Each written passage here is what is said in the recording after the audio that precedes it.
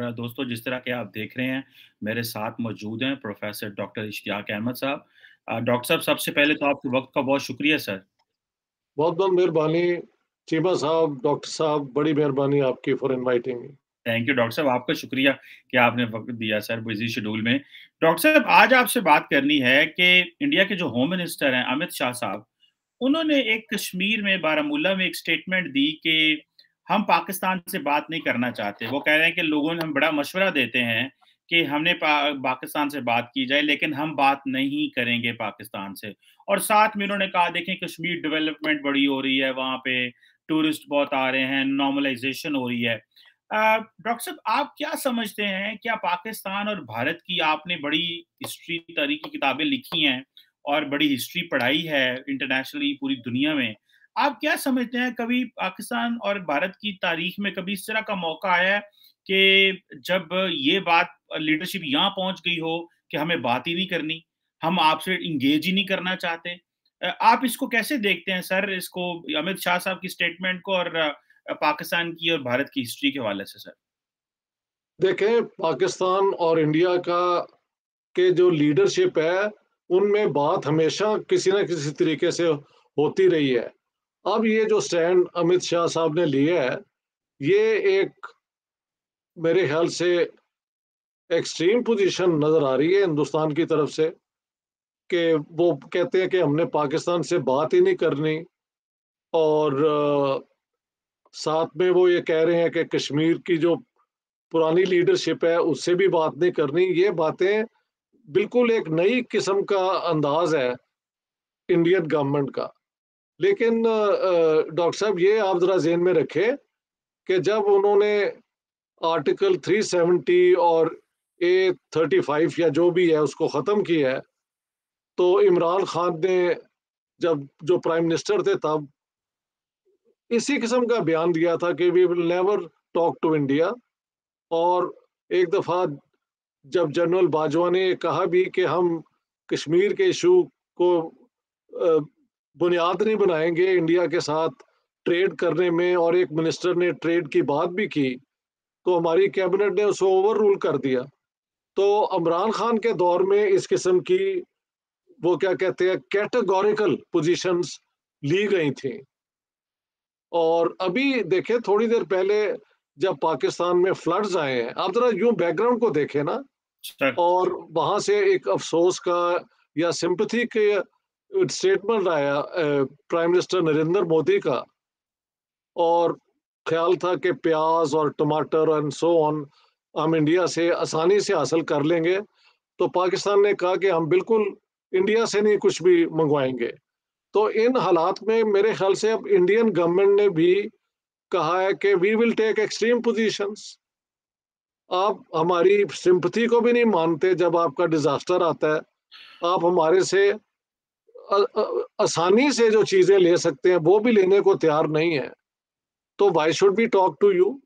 मेरे ख्याल से ये एक अंदाज जो अब बीजेपी गवर्नमेंट ने इख्तियार की है, वो सोची समझी एक उनकी पॉलिसी है कि इंडिया के पाकिस्तान के साथ ये जो डायलॉग का जो इशू है और ये वो है, उसका नेट रिजल्ट कुछ नहीं निकलता। तो क्योंकि अगर आप ये देखें कि ये तो आप भी मानते हैं ना, नरेंद्र मोदी जी ने अभी जब ये आया था फ्लडिंग, तो एक सिंपथी का मैसेज तो आया था ना वहां से। तो how did Pakistan respond? Didn't even acknowledge it. और उसके बाद ये जो है वो प्याज और टमाटर और ये चीजें भी हमने कहा हमने इंडिया से नहीं लेनी। तो अगर अब इंडिया भी इस तरह कर रहा है तो वी हैव टू रियलाइज कि वहां पे भी एक बिल्कुल चेंज है in the approach towards Pakistan. लेकिन पुरानी जो हुकूमतें थी, मुझे मेरे पास 10 वॉल्यूम है अपना मिस्टर भसीन के लिखे हुए, जिसमें 47 से लेके मेरे हेल्प इनटू द 80s के जो कम्युनिकेशंस हैं दोनों गवर्नमेंट की, प्राइम मिनिस्टर्स की, वो सारी उसके अंदर है। तो ये सारा कुछ होता था। ये काम मेरे ख्याल से कारगिल के बाद हालात यानी दोनों मुल्कों के बुरे होने शुरू हो गए। और उसके बाद फिर आप भी जानते हैं, मैं भी जानता हूँ, 2001 में जो टेररिज्म का एक्शन हुआ, फिर इंडिया में हुआ। अब ये जो पोजीशन आप बता रहे हैं वैसे तो बड़ी अनफॉर्चुनेट है, लेकिन this is how the Indians are now relating to Pakistan. बिल्कुल ठीक है, बिल्कुल ठीक है। तो डॉक्टर साहब, ये तो फिर जो स्टैंड स्टिल पोज़ीशन है, इसमें एक तरफ इंडिया ये समझता है कि पाकिस्तान इकोनॉमिकली वीक है, जी जी स्ट्रैटेजिकली जो है वो समझते हैं कि आइसोलेट है। आप क्या समझते हैं, एंड इन डोमेस्टिकली ऑक्युपाइड है। आप क्या समझते हैं कि पाकिस्तान के पास क्या ऑप्शन रह जाता है? एक तरफ डोमेस्टिक पोलराइज़ेशन भी है डॉक्टर साहब, जिसमें आप देखते हैं कि किसी सियासी जमात के पास कोई मेन वो नहीं है, मेजॉरिटी नहीं है पार्लियामेंट के अंदर। इतने सारे मसाइल हैं, डोमेस्टिकली पोलराइज्ड है, जिस तरह के फॉर एग्जांपल एक पाकिस्तान में एक अपॉइंटमेंट के ऊपर इतना शोर मचा हुआ है कि आर्मी चीफ की अपॉइंटमेंट क्या होगी, कैसी जी होगी, जी। क्या होगी। तो ये बताइए कि इस तरह की सिचुएशन में वे फॉरवर्ड क्या है पाकिस्तान के लिए? हम कैसे और भारत को तो फॉर अ मोमेंट छोड़ दें कि उनसे भी हम जानते हैं, लेकिन आप क्या समझते हैं पाकिस्तान को क्या करना चाहिए? अगर फॉर एग्जांपल आप समझते हैं इमरान खान ने एक पोजीशन ले ली है, या जो इस वक्त रूलिंग कोalition है वो थिन मेजोरिटी में है, वो इमरान खान से, वो इंडियन गवर्नमेंट से बात नहीं कर रहा, और जिस तरह आपको पता है एससीओ में भी prime minister Modi and prime minister Shahbaz Sharif दोनों मौजूद थे, लेकिन कोई डायलॉग डिस्कशन हाथ तक नहीं मिलाया। इसी तरह बिलावल भुट्टो ने भी और डॉक्टर जयशंकर की भी कहीं हुई है इंटरेक्शन, लेकिन हाथ नहीं मिलाया। तो आप फिर पाकिस्तान को क्या करते हैं? माजी में तो पीपल्स पार्टी और बिलावल भुट्टो जरदारी के जो वालिद हैं, ये बड़े अकोमोडेटिव हुआ करते थे, भाग भाग इंडिया चले जाते थे पहले तो। ये वो जमाने बदल गए हैं ना। ये बीजेपी की जो हुकूमत 219 में आई है, वो एक खास मैंडेट लेके आई है। एक मिनट यार,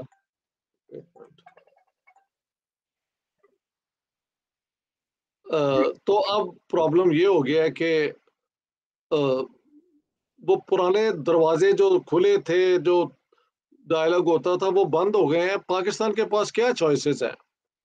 देखिए, जो मैं आज तक कहता रहा हूं कि इंडिया के साथ नॉर्मल रिलेशंस करें, तो अगर अब इंडिया कहता है कि हमने आपसे बात ही नहीं करनी, तो मेरी वो आर्ग्यूमेंट इस वक्त तो फॉर द मोमेंट तो सस्पेंड हो गई ना, उसका कोई रेलेवेंस नहीं है।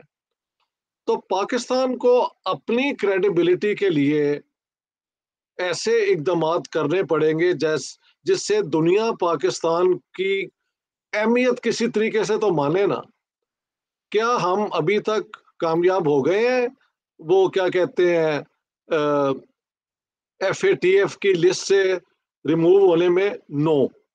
तो वहां पे काम किया जाए, और जो आईएमएफ की रिक्वायरमेंट्स हैं वो पूरी की जाए, ताकि कहीं से तो हमारे दरवाजे खुले ना।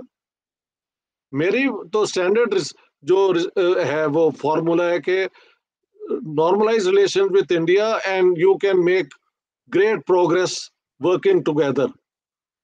लेकिन अगर अब वो इंडिया कहता है कि हमने पाकिस्तान से बात ही नहीं करनी, तो I don't know what to suggest, except कि पाकिस्तान में they will have to do something to bring normality to Pakistan. ये ऐसे तो नहीं चल सकता। या तो ये इलेक्शन कॉल कर लें, जल्दी से जल्दी अनाउंस कर दें अगले साल के शुरू में कहीं, बजाय कि अगस्त में जो कहते हैं होंगे, ताकि किसी तरीके से तो पॉलिटिकल जो है सिचुएशन पाकिस्तान की नॉर्मल हो और लोग उसकी तैयारी में मसरूफ हो जाएं, कोई नया रुख ले पाकिस्तान की सियासत। यही मुझे एकदम नजर आता है कि डोमेस्टिकली हम क्या कर सकते हैं। बिल्कुल। डॉक्टर साहब, आपने पाकिस्तान की मिलिट्री के ऊपर भी किताब लिखी, और बड़े गहरी नज़र रखते हैं पाकिस्तान की मिलिट्री हिस्ट्री के ऊपर। जी। ये वक़्त जिस जोश में हम 2022 में हम हैं और 2023 में हम जाने वाले हैं कुछ महीनों में। लेकिन पाकिस्तान के अंदर जो इस वक़्त पाकिस्तानी मिलिट्री है, वो तो चाहती है भारत से एंगेजमेंट हो। अच्छा। लेकिन लेकिन सियासतदान नहीं चाहते। सियासतदानों की जो है वो आपस में मामलात ख़राब है। तो इसको आप कैसे देखते हैं कि मिलिट्री, क्या कभी माज़ी में ऐसे हुआ कि मिलिट्री, क्योंकि माज़ी में मिलिट्री के ऊपर क्वेश्चन लगते रहे हैं, एस्टेब्लिशमेंट के ऊपर क्वेश्चन लगते रहे हैं कि जी वो इंडिया से बात नहीं करना चाह रहे। लेकिन अभी जो मसला है वो तो सियासतदानों का हुआ फिर। तो सियासतदानों का ही हुआ है। अब जो इन्होंने जाके तकरीरें की हैं जनरल असेंबली में, तो वही तो प्रूव करने की कोशिश की है कि इंडिया जो है वो gross human rights violation Kashmir में कर रहा है, इलीगल ऑक्यूपेशन, यूएन रेजोल्यूशंस जो पहले हम राग अलापते थे वही हमने बिल्कुल वैसे किया है। तो इंडिया के फिर मैंने फिर उनके भी जवाब सुने, उन्होंने हमारी डिटेल्स पूरी दे दी। ये बलूचिस्तान में हो रहा है, ये कादियानियों के साथ हो रहा है, ये हिंदू लड़कियों को उठा के ले जाते हैं, और बलूचिस्तान की सिचुएशन, फाटा की, वो सारी बातें वो कर देते हैं। तो ये जो है ना, इस किस्म की जनरल असेंबली में जाके कश्मीर के हवाले से और इंडिया पे अटैक करना जो है वो इट्स लीड्स नोवेयर। पाकिस्तान को अपने इंटरेस्ट में इस सारे स्टांस को बदलना पड़ेगा। कोई दुनिया में पाकिस्तान की बात सुनने को तैयार नहीं है। आप भी जानते हैं और मैं भी जानता हूं, पाकिस्तान को डोमेस्टिकली अपनी पॉलिटिक्स को करेक्ट करना पड़ेगा, और उसके अंदर इमरान खान और जो इसको हुकूमत है उनको किसी टेबल पे तो लाए ना, कि अगले हम 6 महीने में इलेक्शन करवा लेंगे या वटेवर, वो वहां पे कोई बात ही नहीं हो रही। सो पाकिस्तान की ऑप्शंस जो है वो मुझे कोई और नजर नहीं आते कि सवाए ये कि कोई डिक्लेयर कर दिया जाए कि कब ये नए इलेक्शंस होंगे, ताकि एक नया रुख पाकिस्तान की सियासत को दे सकेंगे।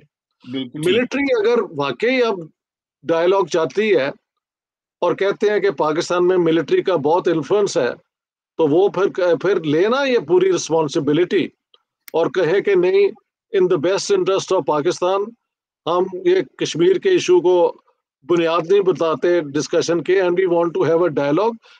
हो सकता है फिर ये जो है अमित शाह और वो बाकी जो है वो गुफ्तगू करने के लिए तैयार हो जाए। लेकिन अगर आप जनरल असेंबली में जाके इंडिया को, यानी इस तरह उसके ऊपर एक, वो क्या कहते हैं, पूरा एक प्रोपोगेंडा कश्मीर के हवाले से करेंगे, तो why would they want to talk to you, why? ये लेकिन ऐसे ही मुझे लगता है। बिल्कुल बिल्कुल सही कह रहे हैं आप कि वो कहेंगे जी पाकिस्तान क्योंकि यूएन में कश्मीर पे बोलता है, लेकिन पाकिस्तान को तो बोलना ही बोलना है, क्योंकि यूएन की रेजोल्यूशंस हैं, बल्कि यूएस स्टेट डिपार्टमेंट ने भी इस पे कहा था कि Kashmir is a disputed territory. तो वो But तो that is no, that is correct. Nobody says it's not a disputed territory. But the Indians say the dispute is that give us this Kashmir. हम कहते हैं तुम वो कश्मीर खत्म करो, हमें वापस दो या प्लेबिसाइड कराओ। मैं कहता हूँ सोल्यूशन ये है कि जो उन्होंने हासिल कर लिया वो उनका है, जो हमारे पास है वो हमारा है। इस हवाले से जो गुफ्तगू नहीं होगी तब दरवाजे खुलेंगे।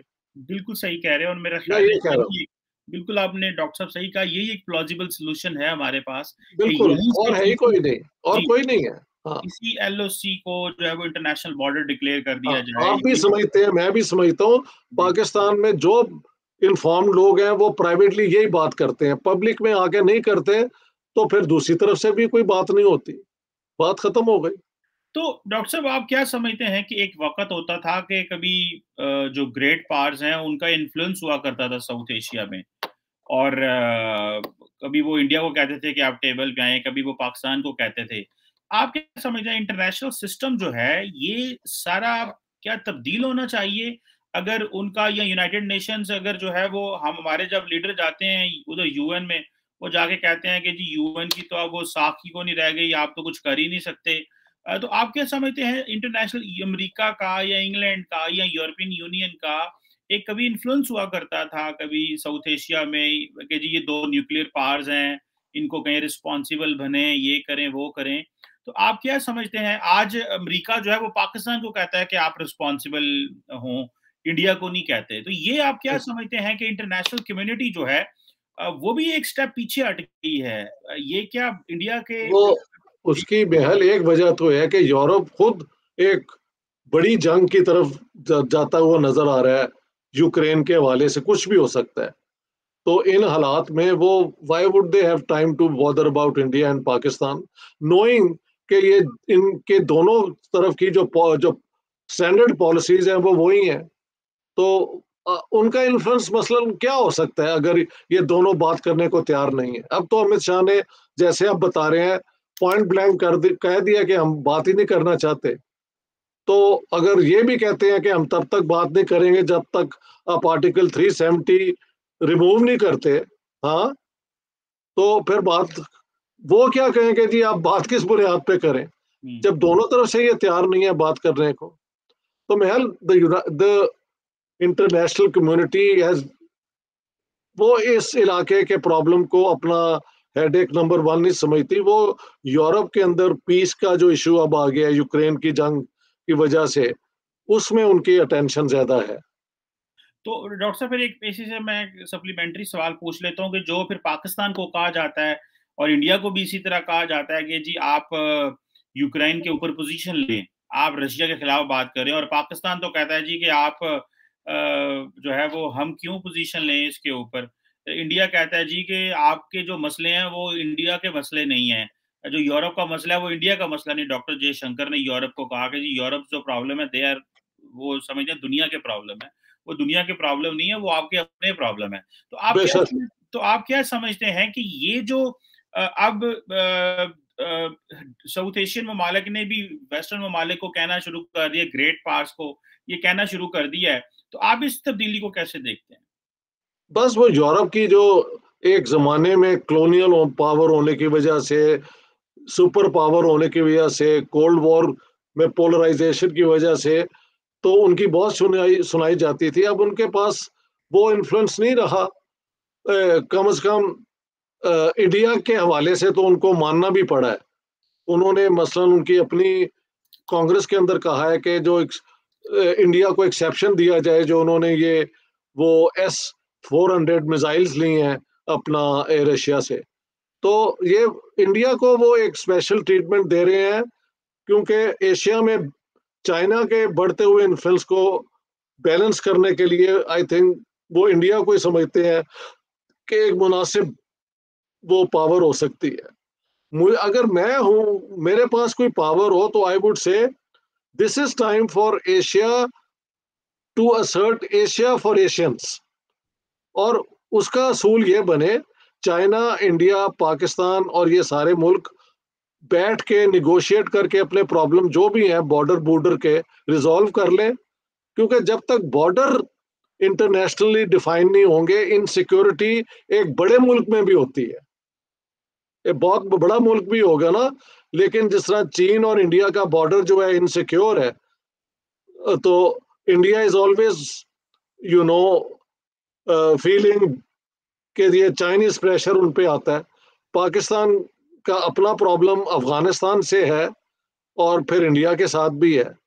तो the Asians will have to take responsibility for their own regional situation and for their own future. ये अब कॉलोनियल पावर बात नहीं बनेगी, ये लोकली बात करनी पड़ेगी हमें। मुझे तो यूं नजर आता है। बिल्कुल ठीक कह रहे हैं डॉक्टर साहब, ये आपने बिल्कुल सही बात की कि एशिया को एशिया की बात करनी पड़ेगी, और वो जो बिल्कुल कॉलोनियल पावर्स थे उनको, वो माजी में जो उनका असर रसूख है वो अब वो नहीं रहा। वो नहीं रहा। हाँ, अगर है भी तो वो ऑफसेट हो जाता है।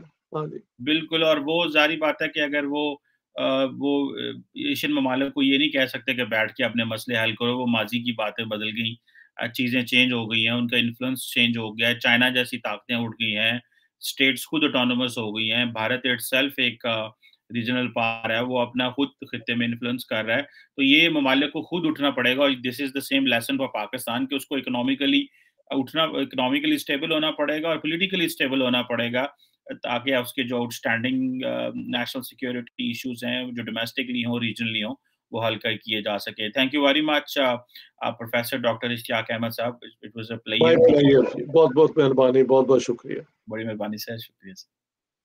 ठीक हो गई।